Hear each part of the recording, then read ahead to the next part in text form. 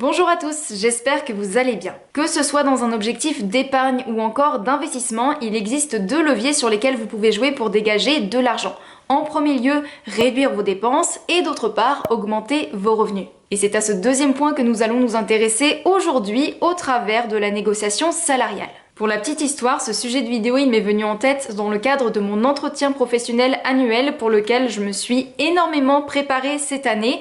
D'ailleurs, j'ai réussi à obtenir une jolie prime de 2 mois de salaire et en parallèle de ça, j'ai également pas mal coaché mon conjoint qui, mine de rien, a pas mal évolué dans son emploi en l'espace de 3 ans, que ce soit en termes de salaire, de statut ou encore d'avantages. Je vais donc aujourd'hui vous partager tous les trucs et astuces que j'ai pu collecter à droite, à gauche au cours des années au travers de 5 conseils pour vous aider à négocier votre salaire. Donc c'est parti.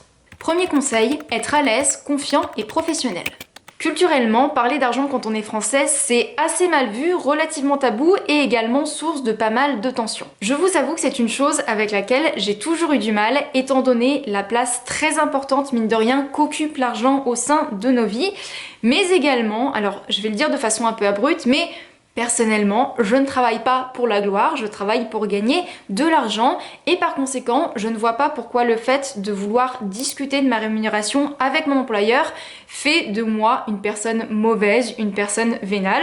Pour moi, c'est juste montrer que je veux être correctement rémunérée par rapport à mon temps et par rapport à mon travail. Mais bien sûr, parler d'argent de façon décomplexée, ce n'est pas inné chez tout le monde, cela se travaille et cela bien en amont de l'entretien avec votre employeur. Et à ce titre, je vous conseille tout d'abord de vous entraîner à parler d'argent et de chiffres concrets avec des personnes de confiance de votre entourage.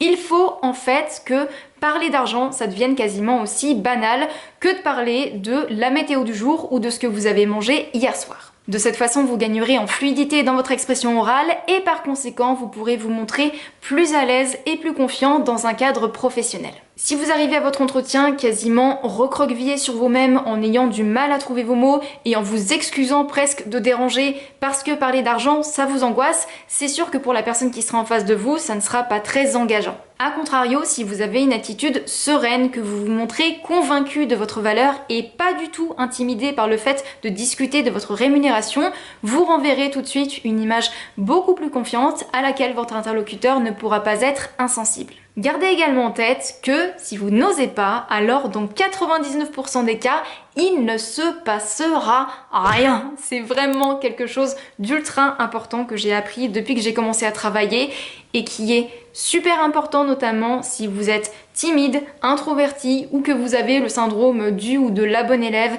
qui fait son travail dans son coin de façon correcte et qui veut surtout pas faire de vagues et qui espère secrètement que sa hiérarchie l'augmente spontanément pour son bon travail.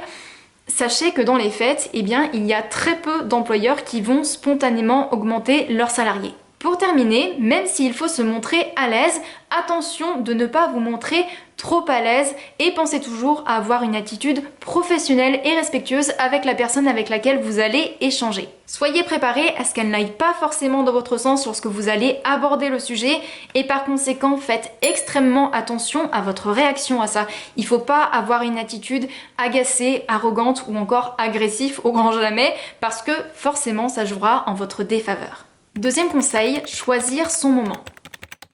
La plupart du temps, la question de la rémunération est abordée au cours de votre entretien annuel d'évaluation, qui est un moment d'échange avec un supérieur hiérarchique, une personne des RH ou encore votre employeur, et qui permet de faire le point sur l'année écoulée, vos objectifs, vos compétences et plus généralement comment vous vous sentez dans l'entreprise. Mais en réalité, vous pouvez demander à organiser un rendez-vous à n'importe quel moment de l'année, et autant que ce soit à un moment qui vous arrange, notamment dans une période où vous êtes au top, où on vous félicite pour la qualité de votre travail ou encore après un gros projet. Et il faut bien évidemment de la même façon que votre employeur se trouve dans de bonnes dispositions pour recevoir votre demande. Donc évitez à tout prix les périodes de rush ou de tension pour l'entreprise parce que vous allez venir rajouter sur la table un sujet qui est potentiellement conflictuel et clairement vous ne serez pas une priorité. Dans mon cas, j'ai eu de la chance parce que mon entretien annuel d'évaluation, il a pile poil coïncidé avec la fin de gros projets qui ont demandé beaucoup de travail et beaucoup d'investissement aux équipes pour que les délais soient tenu. Et à la suite de ça, on a la direction qui ne s'est pas cachée pour dire qu'elle était très contente parce que l'activité et le chiffre d'affaires avaient augmenté.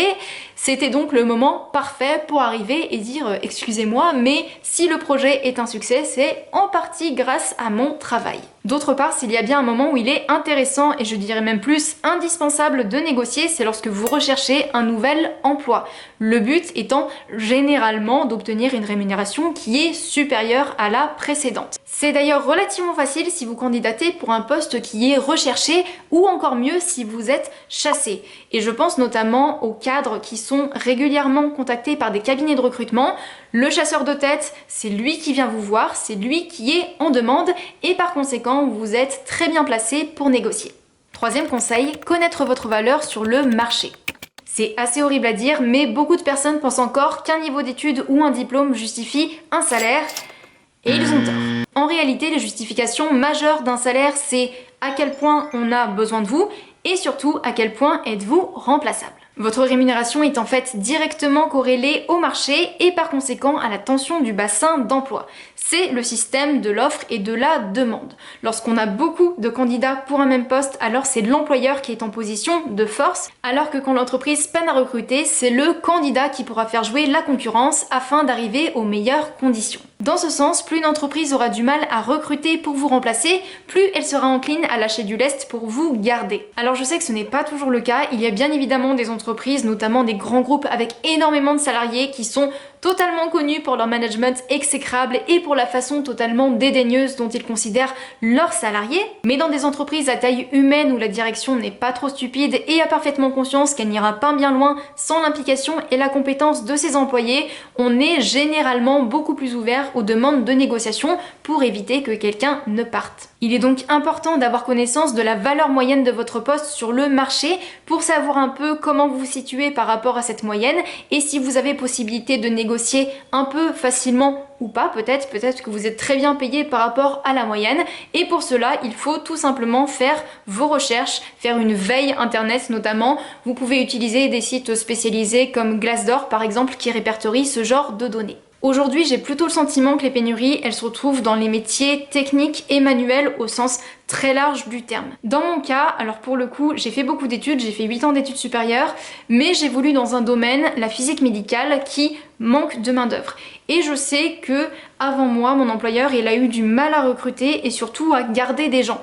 Et ça, j'en ai bénéficié à mon embauche étant donné qu'on m'a proposé un salaire qui était au-dessus de la moyenne. Et pour ce qui est de mon conjoint, alors il a également un profil technique, lui il fait de la modélisation de projets industriels sur SolidWorks notamment pour ceux qui connaissent. Et pour le coup, il a eu un parcours très différent du mien, à savoir que aujourd'hui, on est en zone rurale, mais avant, on était en ville.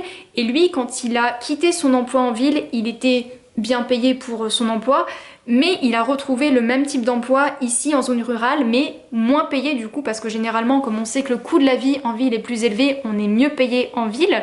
Donc il a commencé avec un salaire plus bas que ce à quoi il était habitué avant. Mais par contre, à la suite de ça, il a pas mal évolué, étant donné qu'il a montré qu'il était bon déjà, qu'il était digne de confiance et qu'il était motivé. Et ça, je peux vous dire que ça n'avait pas forcément été le cas avec la personne qui était à son poste avant, là où les personnes avant lui. Et par conséquent, son employeur, il a dit non mais ok, je t'augmente parce que je veux te garder. Quatrième conseil, préparez ses arguments. Il vous faut bien évidemment être prêt à justifier votre demande d'évolution salariale. Pour cela, vous devez vous préparer, encore une fois en amont de votre entretien, afin d'avoir un discours qui est clair, concis et argumenté et qui met en avant vos réalisations, vos compétences et votre expérience. Attention, en revanche, une chose selon moi très importante, vos arguments ne doivent pas être personnels. Ce que je sous-entends par là, c'est que, bien évidemment, il y a des dizaines de raisons qui font qu'on peut vouloir gagner plus d'argent. Parce qu'on a envie de gagner plus d'argent, qu'on a envie de voyager, de se payer des belles choses, parce qu'on a un projet d'enfant, parce qu'on a envie d'acheter un bien immobilier, etc.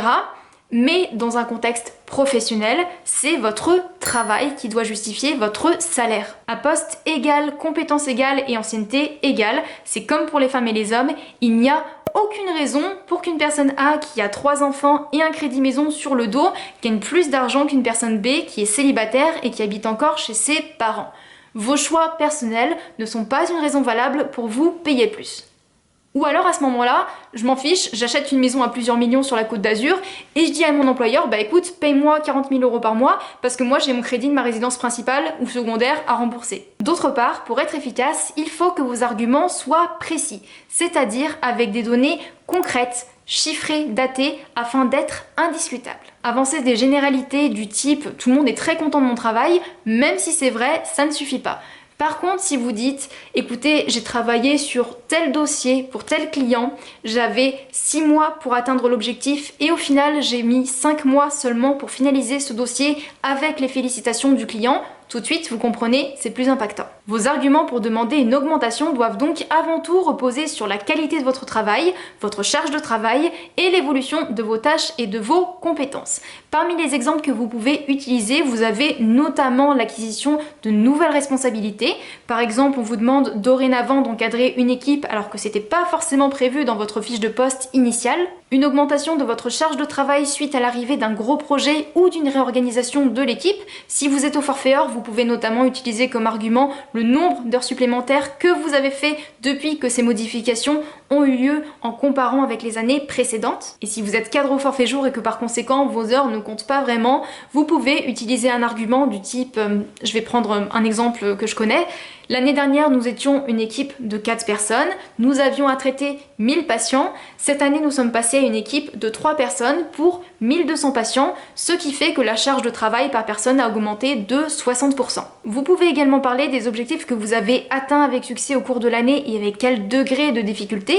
L'acquisition d'une compétence utile à l'entreprise via une formation ou bien votre expérience professionnelle aussi bien que personnelle. D'ailleurs, vous pouvez totalement acquérir des compétences dans votre vie de tous les jours via notamment des activités extrascolaires, entre guillemets, ou encore de manière plus générale, votre intégration au sein de l'équipe et la façon dont vous êtes perçu par vos collègues. Et ce dernier point est encore une fois quelque chose qu'il faut travailler tout au long de l'année. J'ai découvert qu'on ne pouvait jamais être totalement soi-même au travail et qu'il fallait toujours faire un peu de politique au quotidien. J'entends par là le fait de savoir s'exprimer, se présenter, le savoir-être, le savoir-paraître. Encore une fois, toutes ces choses parce que votre direction, elle sera beaucoup plus encline à aller dans votre sens, notamment celle de l'augmentation, si elle vous perçoit comme un élément moteur, un élément positif dans l'entreprise, plutôt que comme la personne un peu casse-pied et un peu ronchon. Je vous conseille de régulièrement communiquer sur ce que vous faites, notamment en envoyant un petit mail à la fin d'un projet en disant « Félicitations tout le monde, tel dossier est finalisé, le client est très content, pas besoin d'en faire des caisses ». Mine de rien, ça laisse déjà une trace écrite irréfutable que vous avez fait du bon travail de façon individuelle ou collective, et aussi c'est quelque chose qui reste dans la tête de la hiérarchie. En effet, on observe que les personnes qui communiquent régulièrement sur leur succès en entreprise ont tendance à évoluer plus vite que les personnes qui se contentent de rester dans leur coin et de faire leur travail sans rien dire. 5e conseil, savoir négocier et trouver des compromis. Il faut que vous soyez préparé au fait que votre employeur n'aille pas forcément dans votre sens et considère vos demandes à la baisse. Faites d'abord en sorte de ne pas vous montrer trop gourmand dans votre demande d'augmentation parce que vous risquerez de le braquer tout simplement.